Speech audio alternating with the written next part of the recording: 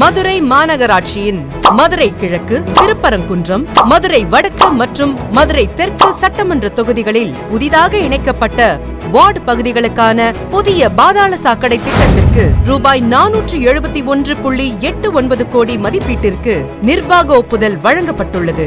மதுரை மாநகராட்சியில் மொத்தம் 100 வார்டுகள் உள்ளன. இத்திட்டத்தின் கீழ் வைகை வடகரை பகுதியில் புதிதாக இணைக்கப்பட்ட 16 வார்டுகளில் விடுபட்ட பகுதிகளும், வைகை தென்கரை பகுதியில் புதிதாக இணைக்கப்பட்ட 15 வார்டுகளில் விடுபட்ட பகுதிகளும் பயன்பெற உள்ளன.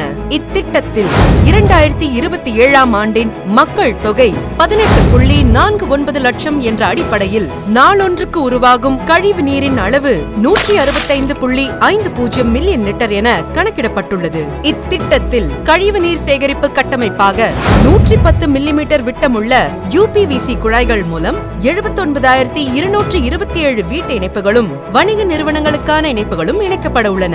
மற்றும் 200 மில்லிமீட்டர் முதல் 710 மில்லிமீட்டர் வரை விட்டமுள்ள DWC, HDPE மற்றும் CI குழாய்கள் 500 கிலோமீட்டர் நீளத்திற்கு பதிக்கப்பட்டு 17,100 இயந்திர இறங்கு குழிகள் அமைக்கப்பட உள்ளன.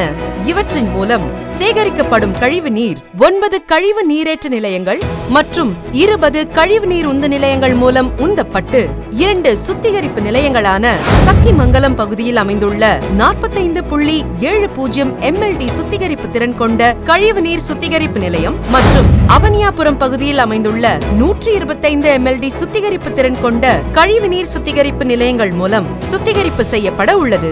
சுத்திகரிப்பு செய்யப்பட்ட நீர் அருகில் அமைந்துள்ள தொழிற்சாலைகளின் பயன்பாட்டிற்கு வழங்க திட்டமிடப்பட்டுள்ளது. இன்று இத்திட்டத்திற்கு மாண்புமிகு நகராட்சி நிர்வாகத்துறை அமைச்சர் அவர்களால் அடிக்கல் நாட்டப்பட்டுள்ளது.